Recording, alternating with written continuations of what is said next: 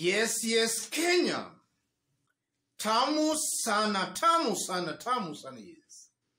William Ruto was today in Kibra constituency and he made some very interesting remarks. Wale walioharibu mambo ya unga mpaka ikafika shilingi 230 walikoroga hiyo mambo kwa miaka 4. Mnipatie mwaka moja peke yake nitakuwa nimenyorosha. President William Ruto. Yes. Ruto is asking for only 1 year to make sure the price is okay. And from those remarks, William Ruto in actual sense is saying that naturally it could have taken him 4 years because Uhuru Kenyatta took 4 years to mess up with the price. So naturally, he could have needed 4 years to rectify things. But he's only requesting for 1 year to sort out that mess. In this video, I want us to dig deep into that story, and I'll just explain why I believe William Ruto has no clue, has no way, and he doesn't know on how to contain the rising cost of living. If you are watching us for the very first time, subscribe, give this video a like. Yes. Let me start by saying this. If there is a government coming out as confused, that's William Ruto's government. In the 42 days William Ruto has been in power, they have given so many contradicting and conflicting statements and remarks. One leader in government saying this, another one saying completely a different thing. Some few weeks ago, Rigathi Gachagua was captured live on camera requesting for around 3 months to sort out the mess. That was some few weeks ago. Now William Ruto is requesting for 1 year. So it appears each and every person has got his or her own vision, yes, of addressing the issue in government. Rigathi has completely his own version. Ruto has his own version. Cheragi has his own version. So Sholei has her own version. The government is not reading from the same page. Total confusion. And it comes out very clearly that as time goes by, Ruto's government seems to be requesting for more time. After the elapsing of that 1 year, William Ruto will be requesting for 1 more year or for some months. And then upon the lapse of the months again, some more time. And this is why I maintain Ruto has no formula. He has no clue. He doesn't know on how to contain the high rising cost of living. He has no clue at all, ladies and gentlemen. And that's why I've been maintaining here, William Ruto was not ready to form this government.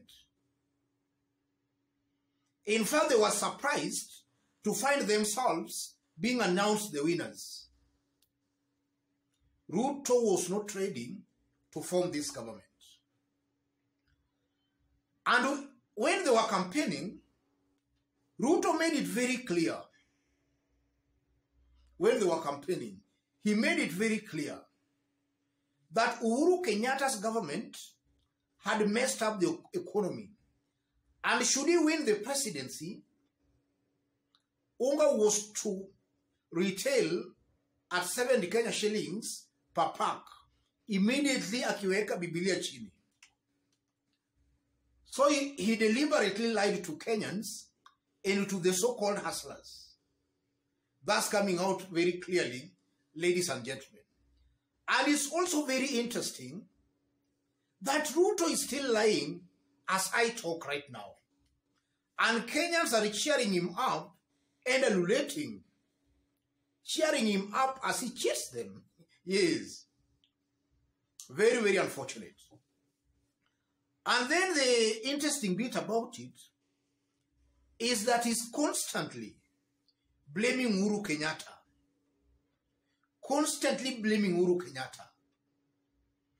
Instead of sitting down to address the issues Kenyans are going through, he is putting the blame on Uhuru Kenyatta.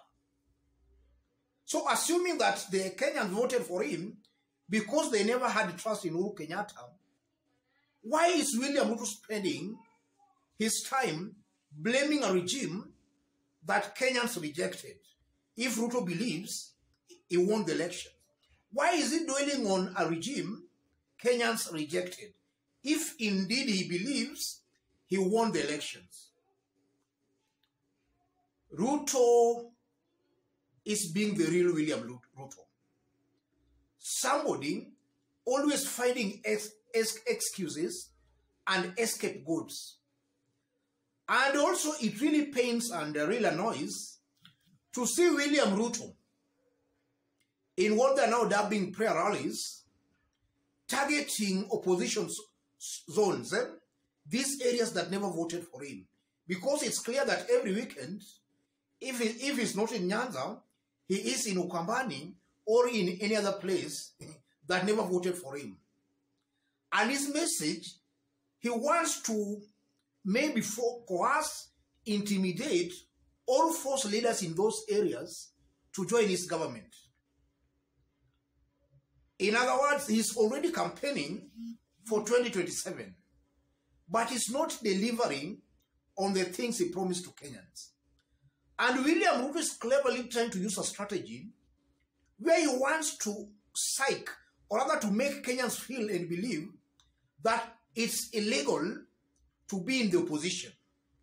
And this is why sometimes I take issues with some of these Azimio leaders. You are seeing some governors saying that now I will work with the government. I will work with the president. They are trying to create a feeling or a perception that it's illegal not to work with the government. They are trying to create that perception that everybody must work with the government. Not working with the government is also a development in that you are putting the government in check. If everybody works with the government, who will now check the government? Kenyans are going to suffer more. So to opposition leaders, the governors, members of parliament and senators, you are elected not to work with the government. You are elected to keep the government in check. That's why we have the opposition and government. So by telling your supporters that you want to work with the government, I think those are just coward leaders. Leaders who are not confident and brave enough to face the government and to tell the government where the government is going wrong. And some of these leaders most likely, saying that way, these are leaders who most likely are corrupt. So they want favors from the government. I saw it about 2 days ago.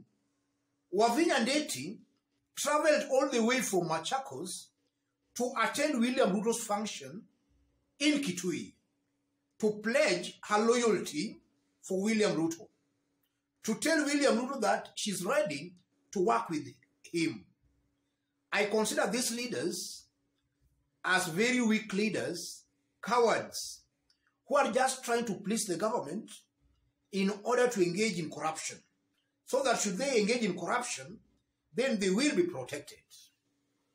That's what I'm seeing here, ladies and gentlemen.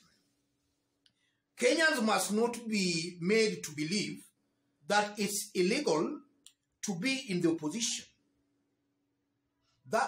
In fact, that's why the Constitution has the government and the opposition. The opposition is to check government. It's not illegal to be in the opposition. William Ruto has to be serious. He should not be finding people to blame. He should deliver. That's all I can say, ladies and gentlemen. And even before I conclude, is from those remarks by William Ruto, it's clear William Ruto will not deliver. So Kenyans should be ready and be prepared for that. Ruto will not deliver. Kenyans should be prepared for that. Let me stop it there. If you are watching us but you have not subscribed, kindly subscribe, give this video a like. If you want to support our channel, I've pinned my number on the comment section. Contact me through the number, or feel free to send any contribution to the number. Let's meet in our next analysis. Thank you.